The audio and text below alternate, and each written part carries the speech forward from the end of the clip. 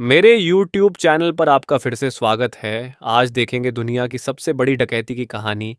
1972 में पेशेवर अपराधियों के एक समूह ने अमेरिकी इतिहास की सबसे साहसी और परिष्कृत बैंक डकैतियों में से एक को अंजाम दिया। ये कहानी है कि कैसे वे लगुना निगुएल में यूनाइटेड कैलिफोर्निया बैंक में सेंध लगाने और अनुमानित $9 मिलियन, आज के लगभग $56 मिलियन के बराबर, लेकर भागने में कामयाब रहे।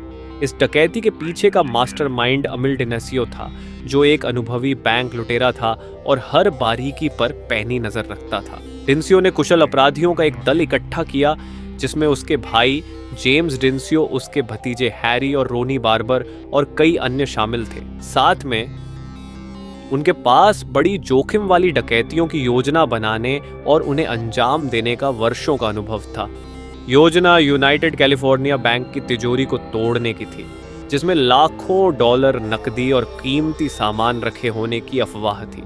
डकैती के लिए बैंक और उसके आसपास की निगरानी सहित कई महीनों की सावधानीपूर्वक योजना की आवश्यकता थी। टीम ने लगुना निगुएल को चुना क्योंकि यह अपेक्षाकृत कम पुलिस बल वाला एक शांत समृद्ध उपनगर था। डकैती की तैयारी में डिनेसियो और उसकी टीम ने संचालन के आधार के रूप में उपयोग करने के लिए पास के एक टाउन हाउस को किराए पर लिया। उन्होंने डायनामाइट, ड्रिल और तिजोरी को तोड़ने के लिए विशेष उपकरणों सहित उपकरण इकट्ठा करने में कई सप्ताह बिताए। चालक दल ने स्वयं द्वारा निर्मित नकली वॉल्ट पर भी अपनी तकनीकों का अभ्यास किया। 24 मार्च 1972 की रात को टीम ने अपनी चाल चली। वे अलार्म सिस्टम से बचते हुए छत के रास्ते बैंक में घुस गए। एक बार अंदर जाने के बाद उन्होंने तिजोरी की प्रबलित कंक्रीट की दीवारों में ड्रिल किया। इस प्रक्रिया में कई घंटे लग गए। शोर तूफान के कारण छिपा हुआ था, जो उनकी गतिविधियों के लिए एकदम सही कवर प्रदान करता था। घंटों की कठिन ड्रिलिंग के बाद चालक दल ने अंततः तिजोरी को तोड़ दिया।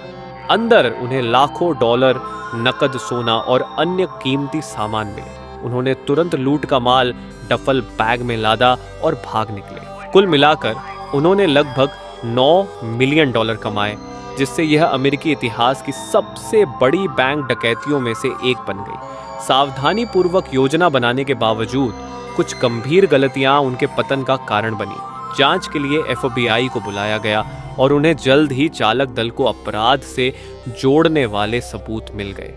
उदाहरण के लिए उन्होंने अपराध स्थल पर टेप के एक टुकड़े पर पाए गए फिंगरप्रिंट को डिनेसियो के एक भतीजे का पाया। इसके अतिरिक्त पड़ोसियों ने टाउन हाउस में असामान्य गतिविधियों को देखा और अधिकारियों को इसकी सूचना दी। कुछ ही महीनों के भीतर FBI ने अमिल डिनेसियो और उसके दल को गिरफ्तार करने के लिए पर्याप्त सबूत इकट्ठा कर लिए थे।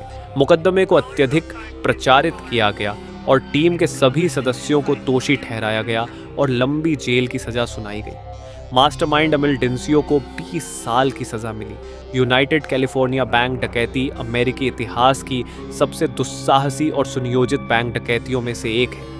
यह अमिल डिनेसियो और उनके दल के कौशल और सरलता के प्रमाण के रूप में खड़ा है। साथ ही एक अनुस्मारक भी है कि सबसे सावधानी से निष्पादित योजनाएं भी एक गलती से सुलझ सकती हैं। देखने के लिए धन्यवाद और आशा है कि आपको कहानी पसंद आई होगी। अगले वीडियो में मिलेंगे। लाइक और शेयर करें।